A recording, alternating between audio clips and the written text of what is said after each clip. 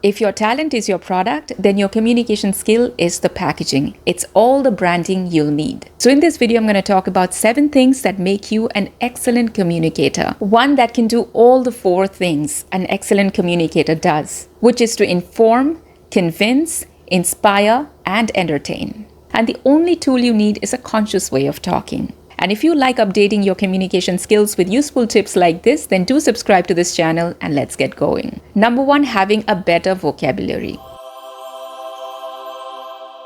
Most of us play it safe and stick to very common words like good, bad, nice, awesome. But the game here is to go above and beyond these simple and common words. That sounds a little scary because all of a sudden it feels like you have to pick up a lot of really big words and sound like Shashi Tharoor. Not exactly. What you really need are some alternatives, and I will give you an example. Bollywood actors Aishwarya Rai and Abhishek Bachchan were once on the Oprah Winfrey show. Oprah asked Abhishek, what does it feel like to live with the most beautiful woman in the world, given that Aishwarya Rai's face card is like 100 out of 10. So Abhishek Bachchan could have said awesome, fantastic, but what did he say? He said pleasant on the eyes. So you don't always have to switch it with another word. You can switch it for a phrase. So if a friend asks you, how is my outfit? Instead of saying good or bad, you can say, you look ready to impress. Or it looks so summery. It looks light and fresh. You get my drift. Number 2, knowing idioms. One of the easiest ways to sound way more interesting than an average person is to use the ready to go, done for you idioms. Instead of saying it was easy, you say it was a piece of cake.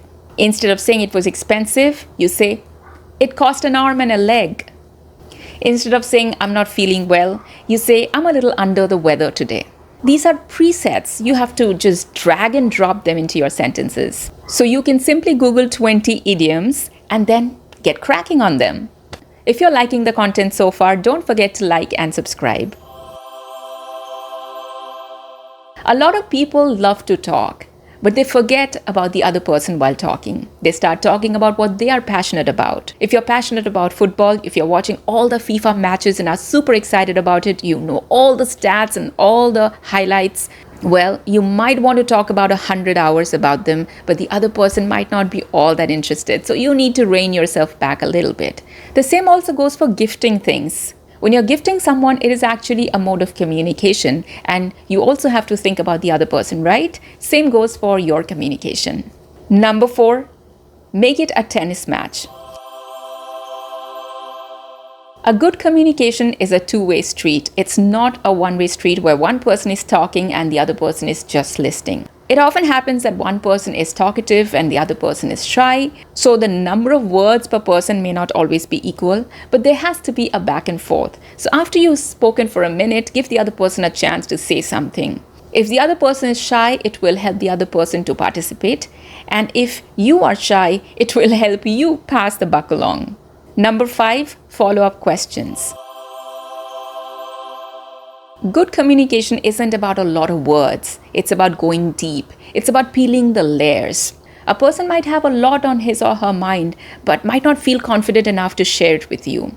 But when you ask a few follow-up questions, they open up and they discuss more. And that's when the conversation gets interesting. So in order to make conversations interesting, ask more follow-up questions. Number 6, organize your thoughts.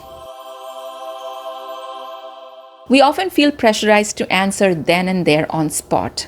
But it's okay not to answer instantly. You can take a pause, collect your thoughts, structure your sentences better. And if you feel you're not ready with the answer, you can actually excuse yourself. You can say, give me a moment, let me think about that. In fact, thinking before speaking is the game. Before cracking a joke, think if the other person will actually appreciate the joke. Before sharing some statistics, think, is that too much information? That's the time to take a moment, pause and ask yourself, am I going to regret what I'm about to say? By the way, before I head on to our last and final point, you might want to take a second to like and subscribe. It's a new channel and it's only when you like and subscribe that people get to know that this content is worth watching. Number 7, being a good communicator even in conflict. You know, a lot of people are great communicators and they give great speeches and talks, but in moments of conflict, it all switches. They are no longer in control of themselves. Their emotions completely take over.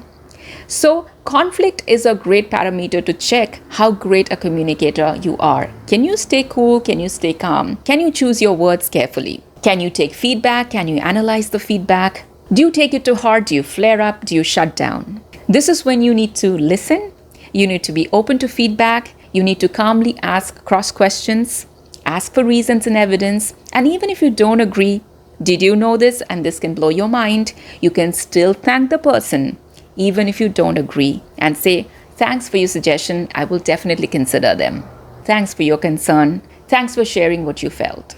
Being calm and confident in conflict, now that's what really elevates your communication skills. By the way, I'd love to know where you're watching me from, or what do you do? Are you a student? Do you work? And because it's a new channel, every subscriber means so much to me. So do like and subscribe, and I will see you in the next video.